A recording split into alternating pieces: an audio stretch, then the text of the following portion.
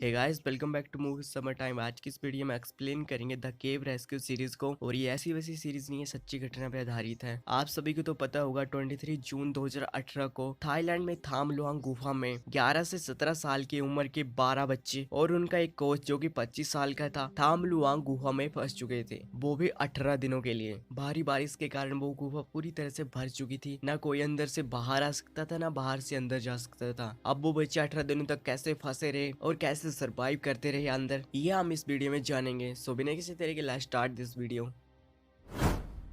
कहानी की शुरुआत में टाइटन नाम का लड़का जो कि 11 साल का है, वो अपने कोच के साथ मस्त रह रहा होता है। इसके बाद ये दोनों मस्त खाना वाना खाकर स्कूल की तरफ निकल जाते हैं। दूसरी तरफ थाई मौसम विज्ञान विभाग के ऑफिस को दिखाया जाता है जो कि बैंकॉक में है। वहाँ पर नून नाम की बंदी को दिखाया जाता है। उसे पता चलता है कि एक बहुत बड़ा तूफान आ रहा है, पर सैटेलाइट के खराब होने से उसे सही जानकारी नहीं मिल पाती है। इसके बाद दूसरी तरफ सभी बच्चे अपना मस्त स्कूल पहुंच जाते हैं और वहाँ पर मैच की तैयारी करने लगते हैं। वहाँ नून अपने बॉस से कहते हैं कि हमें हाई अलर्ट जारी करना चाहिए क्योंकि एक बहुत बड़ा तूफान आ रहा है, पर उसका बॉस उसे इग्नोर करता है। पर नून समझ जाते हैं कि कुछ तो गलत होने वाला है। दूसरी तरफ सभी बच्चे प्लान बनाते हैं कि मैच खत्म होने के बाद हम सभी थाम लुआंग गुफा में घूमने चलेंगे। और फिर मैच स्टार्ट होता है और सभी इंजॉय करते हैं। और मैच खत्म होने के बाद वो सभी थाम लुआंग गुफा की ओर निकल पड़ते हैं। पर इनमें से एक बच्चा बाकी सभी के साथ नहीं जाता है क्योंकि उसकी मम्मी ने उसे जल्दी घर बुलाया होता है। और बाकी सभी बच्चे अपने कोच के साथ थाम लुआंग गुफा की ओर निकल जाते हैं। वहाँ पहुंचकर उनका कोच उन्हें एक देवी के मंदिर ले जाता है और उस देवी की स्टोरी सुनाने लगता है कि बहुत समय पहले एक राजकुमारी को एक नौकर से प्यार हो गया, पर राजा को इस बात से बहुत ज्यादा गुस्सा आया और राजा ने उस नौकर को मारना चाहा, पर वो दोनों वहाँ से भाग गए। लेकिन वो दोनों इस पहाड़ी के नीचे पकड़े गए और राजा ने राजकुमारी के सामने ही उस नौकर को मार डाला। राजकुमारी वहाँ से भाग निकली और गुफा में जाकर छिप गई और उसने अपनी हेयर पिन से अपनी जान दे दी। दूसरी तरफ भाग गई फॉरेस्ट रेंजर पिम को दिखाया जाता है। नून पिम को कॉल करके कहती कि तुम्हारी तरफ एक बहुत भयंकर वाला तूफान आ रहा है और साथ ही के इलाकों में 30 मिलीलीटर तक की बारिश हो चुकी है, वो भी 1 घंटे के अंदर। पिम समझ जाती है कि कुछ तो भयंकर होने वाला है और वो जल्दी से सभी गुफाओं को बंद करने के लिए चली जाती है। और वहाँ नून भी अपने बॉस को हाई अलर्ट जारी करने के लिए कहती है। दूसरी तरफ वो सभी बच्चे मस्त गुफा के अंदर एंजॉय कर रहे होते हैं और बाहर बहुत भयंकर वाली बारिश हो रही होती है। 2 घंटे बीत जाते हैं और बच्चों के पेरेंट्स बच्चों को कॉल करने लगते हैं, पर उनका कोई भी जवाब नहीं आता है। अब फॉरेस्ट रेंजर पिम थाम लुआंग गुफा को बंद करने जाती है, पर बाहर उससे बाइसाइकिल्स खड़ी हुई दिखती हैं। वो समझ जाती है कोई तो अंदर फंस चुका है। अब रात हो जाती है और बच्चों को गायब हुए 3 घंटे हो जाते हैं और पर किसी को भी कुछ पता नहीं होता कि वो बच्चे है तो है कहाँ पे। पर जो बच्चा बाकी सभी बच्चों के साथ नहीं गया था उस गुफा में, वो सभी को बताता है कि वो सभी अपने कोच के साथ थाम लुआंग गुफा में गए हैं। अब 5 घंटे बीत जाते हैं और वहाँ के गवर्नर को भी इन्फॉर्म कर दिया जाता है। 6 घंटे बीत जाने के बाद सभी पेरेंट्स उस गुफा में पहुंच जाते हैं। दूसरी तरफ जब सभी बच्चे बाहर जाने लगते हैं तो उन्हें पता चलता है कि गुफा पूरी तरह से पानी से भर चुकी है। उनका कोच रस्सी बांधकर दूसरी तरफ जाने की कोशिश करने लगता है, पर गुफा पूरी तरह से पानी से भर चुकी थी और थोड़ा सा आगे जाने के बाद वो भी डूबने लगता है, पर वो बच्चे रस्सी को खींचकर उसे बचा लेते हैं। अब बाहर जाने के सभी रास्ते बंद हो चुके थे और गुफा के अंदर पूरी तरह से पानी भर चुका था। ना कोई गुफा के अंदर जा सकता था और ना ही कोई गुफा के बाहर आ सकता था। अब सुबह गवर्नर भी वहाँ पे पहुंच जाते हैं और वो सभी पेरेंट्स को दिलासा देते हैं कि उन बच्चों को कुछ नहीं होगा और सभी उस देवी के सामने हाथ जोड़कर प्रार्थना करते हैं कि इन बच्चों को बचा लिया जाए। गुफा के अंदर सबसे छोटा वाला बच्चा बीमार होने लगता है, पर उसका कोच उसे संभाल लेता है। वो जो सबसे छोटा वाला बच्चा होता है जिसका नाम है मार्क, उसकी मोम को अभी तक ये नहीं पता होता कि उसका बच्चा गायब है और गुफा के अंदर फंस चुका है। जब उसे पता चलता है कि उसका बच्चा भी उस गुफा के अंदर फंस चुका है तो वो भागती हुई उस गुफा में पहुंच जाती है। बाहर गवर्नर बच्चों को बचाने की स्ट्रेटेजी बनाने लगते हैं और गुफा के अंदर और भी पानी भरने लगता है। वो सभी बच्चे बहुत ज्यादा डर जाते हैं और गुफा की ओर अंदर चले जाते हैं जहाँ अभी तक पानी नहीं पहुंच होता है। सभी अंदर बहुत ज्यादा डरे हुए होते हैं, पर उनका कोच उन्हें हौसला देता है कि हम सब बच जाएंगे, तुम सब टेंशन मत लो। अब एक दिन 16 घंटे बीत जाने के बाद थाई नेवी सील के बंदे वहाँ पहुंच जाते हैं और वो सभी उन बच्चों को बाहर निकालने की प्लानिंग करने लगते हैं। अंदर बच्चों का भूख से बुरा हाल होने लगता है, पर उनका कोच उन्हें कहता है कि हम पानी पीकर भी जिंदा रह सकते हैं कुछ दिनों तक, और साथ ही साथ गुफा के और अंदर जाने का रास्ता खत्म हो चुका होता है। तो उनका कोच उन्हें कहता है कि हम सब यहाँ से खोदेंगे तो तो गुफा से बाहर निकल सकते हैं। अब 2 दिन 3 घंटे बीत जाने के बाद नेवी सील के बंदे स्कूबा डाइविंग सूट पहनकर गुफा के अंदर बच्चों को बचाने के लिए जाने लगते हैं। अंदर वो बच्चे भी दीवार खोदकर बाहर निकलने की पूरी कोशिश कर रहे होते हैं। वो नेवी सील के बंदे गुफा के ज्यादा अंदर नहीं जा पाते क्योंकि एक तो अंदर रास्ता बहुत ज्यादा पतला होता है और ऊपर से पानी भी कीचड़ वाला होता है, जिससे उन्हें कुछ भी अंदर नहीं दिखता है। तो वो सभी गुफा के बाहर आ जाते हैं। अब गवर्नर अपने एक दोस्त जो कि एक बहुत बड़ा ऑफिसर है उससे मदद मांगने लगता है, पर वो उस पर बहुत ज्यादा चिल्लाता और कहता है कि अगर एक भी बच्चा मरा या किसी को भी कुछ हुआ तो तुम्हारा करियर डूब जाएगा। अब दुनिया भर से हाईली ट्रेंड स्कूबा डाइवर्स को बच्चों को बचाने के लिए बुलाया जाता है और वहाँ वो बच्चे सभी बारी बारी से दीवार को खोद रहे होते हैं। बाहर उन सभी बच्चों के पेरेंट्स मंदिर में देवी से प्रार्थना कर रहे होते हैं। अब 5 दिन बीत जाते हैं और वो डाइवर्स गुफा के अंदर रास्ता बनाने लगते हैं। वो एक बड़ी सी रस्सी में ग्लो स्टिक को बांध कर गुफा के अंदर जाने लगते हैं ताकि वो रास्ता बना सके और कहीं भटके ना। अब 8 दिन बीत जाते हैं और गुफा के अंदर उन बच्चों की हालत बहुत ज्यादा खराब होने लगती है और साथ ही साथ उनकी टॉर्च की बैटरी भी खत्म हो जाती है, जिससे गुफा के अंदर पूरी तरह से अंधेरा हो जाता है। पूरे 8 दिन 17 घंटे बीत जाने के बाद बारिश रुक जाती है, पर अभी भी स्कूबा डाइवर 8th चैम्बर तक ही पहुंच पाए होते हैं, पर उन्हें अभी भी बच्चों का नामो निशान नहीं मिला होता है। पर 9 दिन 2 घंटे की कड़ी मेहनत के बाद स्कूबा डाइवर्स 9th चैम्बर तक पहुंच जाते हैं, जहां पर वो बच्चे उन्हें मिल जाते हैं। अंदर उन बच्चों की हालत बहुत ज्यादा खराब हो चुकी होती है क्योंकि उन्होंने 9 दिनों से कुछ भी नहीं खाया होता है। वो नेवी सील के बंदे उन बच्चों की वीडियो बनाते हैं और जब ये वीडियो उनके पेरेंट्स देखते हैं तो वो खुशी के मारे रो पड़ते हैं। अब 3 जुलाई 2018 को दुनिया भर से मिलिट्री के बंदे और साथ ही साथ और भी बहुत सारे लोग दवाइयाँ, कपड़े, खाना पानी लेकर वहां पहुंच जाते हैं बच्चों की मदद करने के लिए। अब यहाँ पे एंट्री होती है केली नाम की बंदी की, जो कि पानी का लेवल चेक करती है कि कितना पानी बढ़ रहा है और इसे कैसे कम किया जाए, यानी ये भी मदद के लिए आई होती है। दूसरी तरफ बच्चों को खाना वगैरह दिया जाता है, साफ पानी वगैरह दिया जाता है और कुछ नेवी सील के बंदे उन्हीं बच्चों के साथ अंदर उस गुफा में रुक जाते हैं, जो उन्हें फुल एंटरटेन भी करते हैं। अब बाहर बारिश फिर से शुरू हो जाती है और उनके पास बस 4 घंटे बचे होते हैं उन बच्चों को फिर से खाना पानी पहुंचाने के लिए, क्योंकि बाहर बारिश इतनी ज्यादा हो रही होती है कि गुफा पूरी तरह से फिर से भरने वाली होती है, जिसके कारण गुफा के अंदर जाना तो नामुमकिन होने वाला था। अब ये नेवी सील के बंदे खाना और दवाइयां एक पाउच में भरकर उन बच्चों तक पहुंचा देते हैं। बाहर इतनी ज्यादा बारिश हो रही होती है कि गुफा फिर से पहले की तरफ भरने लगती है और अंदर जाने के सभी रास्ते बंद होने लगते हैं। गुफा के अंदर रुके नेवी सील के बंदों से कहा जाता है कि तुम बाहर आना चाहते हो तो अभी आ सकते हो, वरना ये गुफा पूरी तरह से भर जाएगी, फिर तुम यहीं फंस जाओगे। पर ये नेवी सील के बंदे बाहर आने से मना कर देते हैं क्योंकि इन बच्चों को उनकी जरूरत होती है। अब बाहर मिलिट्री के बंदे पूरे पहाड़ को एनालाइज करने लगते हैं और गुफा के अंदर जाने का दूसरा रास्ता खोजने लगते हैं, पर उन्हें कोई भी रास्ता नहीं मिलता है। अब कैली गवर्नर से कहती है अगर मैं इस पानी के बहाव को रोक पाई तो गुफा में भरी हुई पानी के लेवल को कम कर पाऊंगी। गुफा के अंदर उन बच्चों को उनके पेरेंट्स की लिखी हुई चिट्ठियां दी जाती है, उन्हें पढ़कर वो सभी बच्चे बहुत ज्यादा खुश होते हैं। अब यहाँ पे एक और बंदे की एंट्री होती है जिसका नाम है जेरिसेक। जेरिसेक कहता है कि मैं इस गुफा में एक छोटा सा ध्वनि कंपन पैदा करूंगा जिससे हम इस गुफा का 3D मॉडल बना सकते हैं, और जहाँ ये बच्चे हैं यानी जहाँ पे खाली जगह है वहां से हम इस गुफा के ऊपर से ड्रिल करके उन बच्चों को वहां से बाहर निकाल सकते हैं। दूसरी तरफ कैली और पिम जो कि एक फॉरेस्ट गार्ड है, वो और उसके साथ ही पानी के बहाव की दिशा को बदल रहे होते हैं। अब जेरिसेक गुफा का 3D मॉडल बनाकर तैयार कर लेता है और पहाड़ के ऊपर ड्रिल करने की तैयारी करने लगता है। कैली और पिम भी पानी के बहाव को बदल देते हैं, पर गुफा के अंदर का पानी का लेवल अभी भी कम नहीं होता है। तो पिम उसे बताती है कि पास ही में एक तालाब है जो कि बरसात में ऑटोमेटिकली भर जाता है। तो कैली समझ जाती है कि पहाड़ का पानी जमीन में रिस कर यहाँ निकलता है। दूसरी तरफ वो हेलीकॉप्टर से एक बड़ी सी ड्रिल मशीन को मंगवाते हैं और पहाड़ के ऊपर ड्रिल करने लगते हैं। कुछ घंटे ड्रिल करने के बाद भी उन्हें गुफा के अंदर खाली जगह नहीं मिल पाती है और उनका प्लान फेल हो जाता है। कैली और पिम भी तालाब के पास ड्रिल करते हैं और वहां से एक बहुत बड़ा फव्वारा निकलने लगता है। ये दोनों गवर्नर के पास जाकर कहते हैं कि हमें एक बहुत बड़ा ड्रैगन पंप चाहिए जिससे हम गुफा के पानी का लेवल कम कर सकते हैं। अब गवर्नर के पास नेवी सील का बंदा आता है और वो उससे कहता है कि गुफा के अंदर जहाँ पे वो बच्चे हैं वहाँ की ऑक्सीजन कम हो रही है और शायद 1 हफ्ते के अंदर अंदर वहाँ की ऑक्सीजन पूरी तरह से खत्म हो जाएगी और वो बच्चे वहीं पे ही दम तोड़ देंगे। अब इनके पास एक ही रास्ता होता है कि बच्चों को डाइविंग सिखाकर बाहर लाई जाए। अब यहाँ पे एक और बंदे की एंट्री होती है जिसका नाम है सैम, जो कि पहले नेवी में था पर अब वो रिटायर हो चुका है। इससे ये कहा जाता है कि यहाँ पे ऑक्सीजन टैंक की कमी हो चुकी है, तुम कोई सा जुगाड़ बिठाकर यहाँ पे ऑक्सीजन टैंक लेकर आओ। दूसरी तरफ गवर्नर के पास कैली और पिम आती है और वो उनसे कहते हैं कि हमारे सामने एक बहुत बड़ी प्रॉब्लम आ गई है। हम वाटर पंप की मदद से तो पानी बाहर निकाल रहे हैं, पर बाहर पानी फेंकने की जगह खत्म होने वाली है, क्योंकि पहले इतनी ज्यादा बारिश हो चुकी है कि हर जगह पानी पानी भरा हुआ है। अब हमारे पास एक ही रास्ता बचता है कि इस पानी को हम खेतों में छोड़ सकते हैं, पर इससे किसानों की सारी फसल खराब हो जाएगी। अब सैम भी ऑक्सीजन टैंक्स लेकर वहां पहुंच जाता और 12 दिन 19 घंटे बीत जाने के बाद उन बच्चों को डाइविंग सिखाने की तैयारी स्टार्ट हो जाती है। दूसरी तरफ कैली और पिम किसानों के पास जाकर उनके खेतों में पानी छोड़ने की रिक्वेस्ट करने लगते हैं, पर इससे सारी की सारी फसल खराब हो जाएगी, इसलिए किसान मना करते हैं। पर बहुत देर रिक्वेस्ट करने के बाद उन बच्चों को बचाने के लिए वो किसान मान जाते हैं। गुफा के अंदर उन बच्चों को डाइविंग सिखाई जा रही होती है, पर ये बच्चे अभी तक बहुत ज्यादा छोटे होते हैं और जैसे ये बच्चे पानी के अंदर जाते हैं वैसे ये घबरा जाते हैं और इनकी हालत खराब हो जाती है पानी के अंदर। दूसरी तरफ वो उस वाटर पंप को स्टार्ट कर देते हैं, जिससे किसानों की सारी फसल खराब हो जाती है। अब उनके सामने एक और प्रॉब्लम खड़ी हो जाती है। उन्हें जरूरत थी 600 ऑक्सीजन टैंक्स की और उनके पास अभी तक 348 टैंकी होते हैं और कहीं से उन टैंक्स का जुगाड़ नहीं हो पा रहा होता है। पर कहीं से कोई अनजान बंदा 200 टैंक्स का जुगाड़ कर देता है, पर किसी को भी कुछ पता नहीं चलता कि ये टैंक आए तो आए कहां से। अब दूसरी तरफ सैम भी उस गुफा के अंदर जाता उन बच्चों के पास, पर वापिस आते टाइम उसकी ऑक्सीजन खत्म हो जाती है, जिसके कारण वो वहीं पे डूब के मर जाता है और ये सीन पूरी दुनिया देख रही होती है और सभी की आंखों में आंसू होते हैं। अब वहाँ गवर्नर के पास दो बड़े ऑफिसर आते हैं और वो गवर्नर के दोस्त भी होते हैं। वो उससे कहते हैं कि हमें इन बच्चों को बाहर लाने का रिस्क नहीं लेना चाहिए, क्योंकि इन बच्चों को डाइविंग नहीं आती है और वो कहीं डूब के मर गए तो तुम्हारा करियर भी डूब जाएगा। हमें उन बच्चों को अंदर ही रखने का इंतजाम करना चाहिए। अब मेन प्रॉब्लम ये थी कि बरसात आ चुकी थी और 4 महीनों तक बच्चों को अंदर रहना पड़ेगा। अब गवर्नर के साथ नेवी सील के बंदे डिस्कस करते हैं कि ऐसे तो बच्चों को बाहर निकालना इम्पॉसिबल है, पर एक अकेला ऐसा बंदा है पूरी दुनिया में जो ये काम कर सकता है, जिसका नाम है डॉक्टर रिचर्ड हैरी। उसे ऐसी गुफा में डाइविंग करने का एक्सपीरियंस है और वो एक डॉक्टर भी है। अब उसे यहाँ पे बुलाया जाता है। अब नून भी यहाँ पे पहुंच जाती है और वो पिम को कहती है कि मैं इस पहाड़ के ऊपर मोबाइल वेदर स्टेशन सेटअप करना चाहती हूँ, ताकि हमें मौसम की सही जानकारी मिल सके। दूसरी तरफ गुफा के अंदर बच्चे आपस में मस्ती कर रहे होते, पर ये बात उनके कोच को अच्छी नहीं लगती है और वो उन पे चिल्लाने लगता है। अब डॉक्टर हैरी भी अपने पार्टनर के साथ वहां पे पहुंच जाता है और तभी उस नेवी सील यानी सैम की लाश को भी ले जाया जा रहा होता है। अब 14 दिन बीत जाते और हैरी उन्हें बताता है कि हम ऐसे उन बच्चों को बाहर नहीं निकाल सकते, क्योंकि वो पानी के अंदर घबरा जाएंगे और वहीं डूब के मर जाएंगे। हैरी उन्हें बताता है कि हम उन बच्चों को बेहोश करके खुद से बांध कर उन्हें बाहर से बाहर निकाल सकते हैं, पर इसमें भी रिस्क था बच्चों की जान को। अब दूसरी तरफ गुफा के अंदर ऑक्सीजन पहुंचाने के लिए एक मॉडल तैयार किया जा रहा होता है, ताकि उन बच्चों को 4 महीने तक जो भी जरूरत हो खाना पानी और ऑक्सीजन उन तक पहुंचाई जा सके। अब दुनिया के दूसरे कोने से बच्चों के साइज के 4 सबसे छोटे मास्क को मंगवाया जाता है। अब गवर्नर भी बच्चों के पेरेंट्स से साफ कह देता है कि हमारे पास अब 2 ही रास्ते बचे हैं। पहला बच्चों को बेहोश करके बाहर लाया जाए, पर इसमें भी रिस्क था, पर इसमें जल्दी और आसान मौत थी। और दूसरा रास्ता था बच्चों को गुफा के अंदर ही छोड़ दिया जाए, और इसमें धीमी और बहुत ही दर्दनाक मौत होने वाली थी। अब ये फैसला गवर्नर बच्चों के पेरेंट्स के ऊपर छोड़ देता है। अब अंदर कोच अपने गुस्से के लिए बच्चों से माफी मांगता है और वो सभी बहुत ज्यादा इमोशनल हो जाते हैं। अब बाहर एक बच्चे के साथ बिना उसे बेहोश किए खुद से बांध कर डाइविंग करने की प्रैक्टिस की जा रही होती है और अंदर उन ऑक्सीजन पंप्स को सेटअप किया जा रहा होता है। अब जब हैरी इन बच्चों से मिलता है तो वो सबके टेस्ट करता है और उसे पता चलता है कि जो सबसे छोटा वाला बच्चा है उसकी हालत बहुत ज्यादा खराब है। अब नून पहाड़ के ऊपर अपना सेटअप तैयार कर लेती है और उसे पता चलता है कि एक बहुत भयंकर वाला तूफान उन्हीं की तरफ आ रहा है और अपने साथ 400 मिलीलीटर से भी ज्यादा की बरसात लेकर आ रहा है।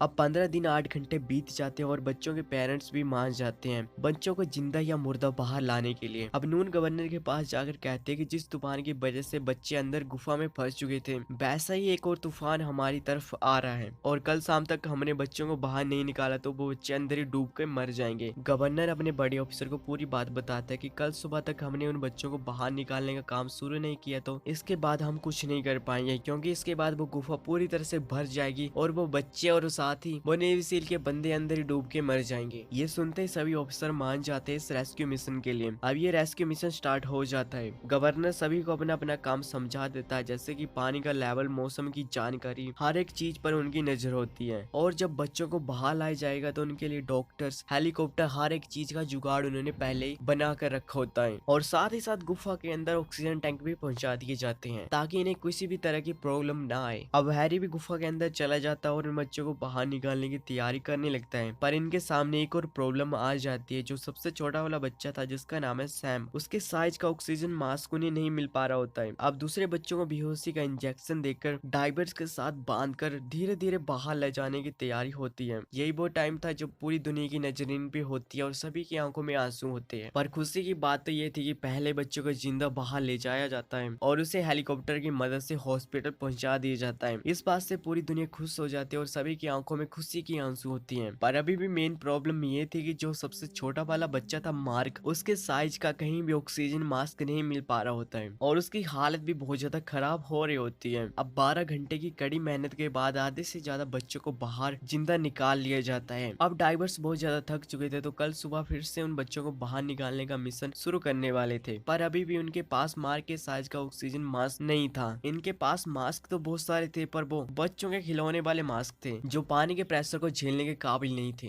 वो उसी से कुछ जुगाड़ बिठाकर उस बच्चे को बाहर निकालने वाले थे। अब एक बच्चे को बाहर निकालते टाइम जब वो 8th चैम्बर में पहुंचते हैं तो उसकी हालत बहुत ज्यादा खराब हो जाती है और उसकी सांस भी रुक जाती है। पर हैरी वहां पहुंचकर उसकी जान बचा लेता और उसे एक और बेहोशी का इंजेक्शन देकर उसे बाहर निकाल लिया जाता है। अब अंदर 4 बच्चे और उनका कोच ही बचा होता है। कोच से कहा जाता है कि जब तक तुम्हारा वजन उठाने की ताकत है इन डाइवर्स के पास, उससे पहले ही तुम यहाँ से बाहर निकल जाओ। पर कोच साफ मना कर देता है क्योंकि वो बच्चों को छोड़कर नहीं जाना चाहता था। पर वो बच्चे रिक्वेस्ट करते हैं कि कोच आप बाहर निकल जाओ, हम एक एक करके बाहर आ जाएंगे। तो कोच भी मान जाता है और उसे भी सेफली बाहर निकाल लिया जाता है और साथ ही साथ बाकी बच्चों को भी सेफली बाहर निकाल लिया जाता है। पर अब लास्ट बच्चा बचा था जो सबसे छोटा था मार्क, उसे वो मास्क पहनाते हैं और बाहर ले जाने की तैयारी करते हैं और बाकी डाइवर्स भी बाहर निकल जाते हैं। अब जब मार्क को बाहर ले जाया जा रहा होता है तो मार्क का मास्क नीचे जमीन में लग जाता है और उसकी हालत बहुत ज्यादा खराब हो जाती है। हैरी उनके पीछे होता है पर उन्हें वो कहीं भी नहीं मिलते और उसे पता चलता है कि अभी तक वो आखिरी बच्चा नहीं आया है। तो वो उसे देखने के लिए फिर से गुफा के अंदर चला जाता है। वो डाइवर और वो बच्चा 5th चैम्बर में फंस चुके थे। वो डाइवर उस बच्चे को छोड़कर बाहर निकलने वाला था पर हैरी वहां में पहुंच जाता है और उसे एक और इंजेक्शन देकर खुद के साथ बांधकर बाहर निकलने लगता है। बाहर इतनी तेज बारिश हो रही होती है कि वो वाटर पैम्प भी खराब हो जाता है और गुफा में पानी भरने लगता है। अंदर जो भी डाइवर्स और नेवी सील के बंदे थे वो सभी अपनी जान बचाकर बाहर निकल आते हैं। पर हैरी और वो बच्चा अभी भी अंदर ही फंसे थे और साथ ही साथ गुफा के अंदर मिट्टी से पूरा पूरा रास्ता बंद हो चुका था। पर हैरी अपनी पूरी जान लगाकर बाहर आ जाता है और सभी की नजर इन्हीं पे होती है। पर वो बच्चा सांस नहीं ले पा रहा होता और उसकी माँ भी उसके पास ही होती है और वो जोर जोर से चिल्ला रही होती है। पर डॉक्टर उसे बचा लेते हैं और उसे भी हेलीकॉप्टर की मदद से हॉस्पिटल ले जाया जाता है और पूरे के पूरे 12 बच्चे और उनके कोच को सही सलामत जिंदा बाहर निकाल लिया जाता है और इनका मिशन कंप्लीट हो जाता है और पूरी दुनिया की नजर इन पे होती है और सभी की आंखों में खुशी के आंसू होते हैं। उस टाइम शायद आपने भी ये न्यूज देखी होगी तो आपकी भी आंखों में आंसू आ गए होंगे। और इसके बाद कुछ दिनों बाद फिर से वो बच्चे फुटबॉल खेलने लगते हैं और सभी बहुत ज्यादा खुशी खुशी जीने लगते हैं और इसी के साथ इस सीरीज का एंड हो जाता है। सो हे गाइस, अगर ये वीडियो आपको अच्छी लगी तो वीडियो को लाइक मारो, चैनल को सब्सक्राइब और एंजॉय करें यार अपनी लाइफ में और इस वीडियो को देखकर। मैं मिलता हूँ नेक्स्ट वीडियो में, तब तक के लिए धन्यवाद।